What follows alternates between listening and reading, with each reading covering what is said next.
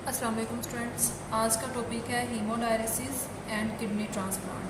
Previous lecture में discuss किया आपने रीनल फेलियर और पेरिटोनियल डायलिसिस के रिलेटेड आपने डिस्कशन की थी।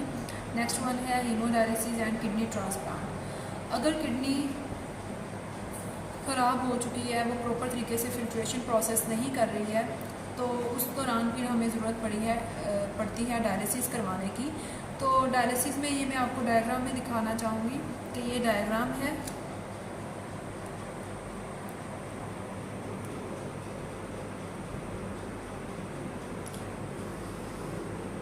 इस डायग्राम में आपको नज़र आ रहा है कि एक पेशेंट है और पेशेंट जो है वो उसको एक डायलाइज़र के साथ और डायलिसिस एक मशीन है उसके साथ उसको उसकी वेन्स को जो है वो कनेक्ट किया गया है।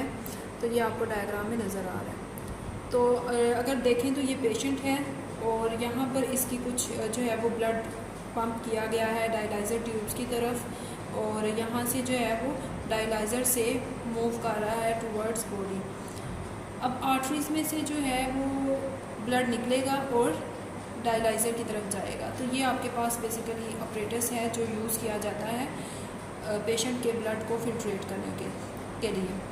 हीमोडायलिसिस में पेशेंट का जो ब्लड है ये पंप किया जाता है डायलाइज़र की तरफ, और डायलाइज़र जो है उसके अंदर काफ़ी ज़्यादा ट्यूब्स हैं और उसकी वॉल्स जो हैं वो एक्ट करती हैं as an semi permeable membrane की तरह। सेमी परमिएबल मेम्ब्रेन क्या है कि कुछ चीज़ों को जो पास होने दे और कुछ को पास होने ना दे।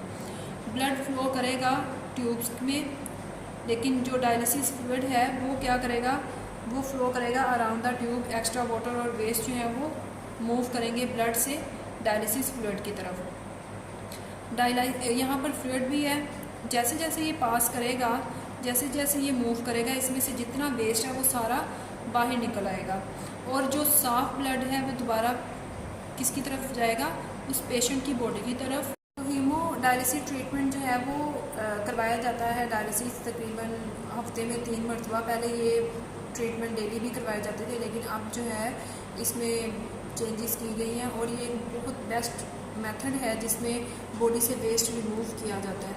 तो ये बॉडी से वेस्ट रिमूव करने का एक ऑपरेटस आपको शो किया गया डायग्राम में आपको नज़र आ रहा है। और ये डायलिसिस फ्लूइड है, फ्रेश डायलिसिस फ्लूइड है। यहाँ पर ट्यूब्स में मूव करेगा ब्लड और उसमें से वेस्ट को रिमूव करेगा और ये फिर दोबारा बॉडी के अंदर वापस। नेक्स्ट वन है किडनी ट्रांसप्लांट।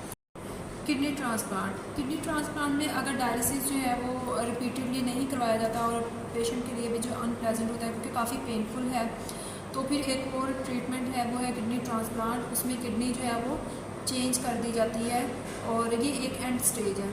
अगर कोई हल नहीं है तो फिर यही लास्ट जो ऑप्शन है वो यही है कि किडनी ट्रांसप्लांट करवा लिया जाए, किडनी जो है वो चेंज करवा ली जाए, रिप्लेस करवा ली जाए। अब पेशेंट की अगर किडनी डैमेज हो गई है तो उसको डोनर किडनी, डोनर कौन सी होगी, जो देने वाला। डोनर किसे कहा जाता है, जो दे, जो किडनी देगा, लेकिन वो हेल्दी होनी चाहिए। और किडनी जो दे रहा है वो मस्ट भी या तो रिलेटिव हो, उसका कोई क्लोज वन हो जिसके, ताकि ये टिश्यूज़ आपस में मैचिंग हो जाए। अगर वो नहीं होगा, कोई अननोन है या कोई आपके रिलेटिव्स में से नहीं है, तो ये किडनी वेस्ट है, ये उसके साथ मैच नहीं करेगी और किडनी जो है ये वेस्ट हो जाएगी। The donor may or may not be relative to the patient before transplant. The tissue protein of donor and patient are matched. क्योंकि ये टिश्यूज़ मैच किए जाएंगे। अगर मैचिंग हो गई तो ये किडनी जो है वो दे दी जाएगी, उसके अंदर फिक्स कर दी जाएगी, लेकिन अगर मैचिंग ना हुई तो ये वेस्ट है। Donor kidney is transplant in patient body and is connected to the patient blood and urinary system. इसको प्रॉपर इस तरह से लगाया जाता है, इस तरह से फिक्स किया जाता है कि उसका जो है यूरिनरी सिस्टम बिल्कुल एक एक्यूरेट तरीके से जो है ना वो आपका कनेक्ट हो जाएगा जो पेशेंट है। तो जैसे ही ये कनेक्ट हो जाएगा तो अगर तो किडनी बिल्कुल ठीक है तो फिर वो नॉर्मल उसकी जो है वो प्रोसेस होना स्टार्ट हो जाएगा। लेकिन अगर कोई ख़राबी आ गई है तो ये वेस्ट है, इसको दोबारा से निकालना पड़ेगा। तो donor kidney is transplant in patient body and is connected to the patient blood and urinary system. The average life time for a donated kidney is 10 to 15 years. तो ये ड्यूरेशन है जो एक डोनर किडनी की जो आपने किसी से ली है उसका ये टाइम ड्यूरेशन है, एवरेज टाइम।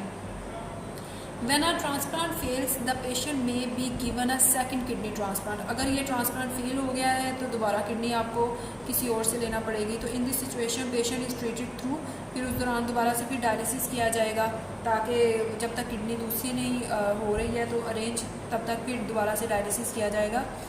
अगर ट्रांसप्लांट करवा भी लिया जाए उसके बाद भी प्रॉब्लम आती हैं, वो प्रॉब्लम्स ये हैं कि प्रॉब्लम्स आफ्टर द ट्रांसप्लांट में इंक्लूड ट्रांसप्लांट रिजेक्शन, इन्फेक्शन हो जाता है, इम्बैलेंस हो जाता है बॉडी में सॉल्ट का, which can lead to a bone problem and ulcer. उसकी वजह से बोन प्रॉब्लम, अल्सर, कैंसर, इस तरह की बीमारियां हो सकती हैं। तो ये है किडनी ट्रांसप्लांट।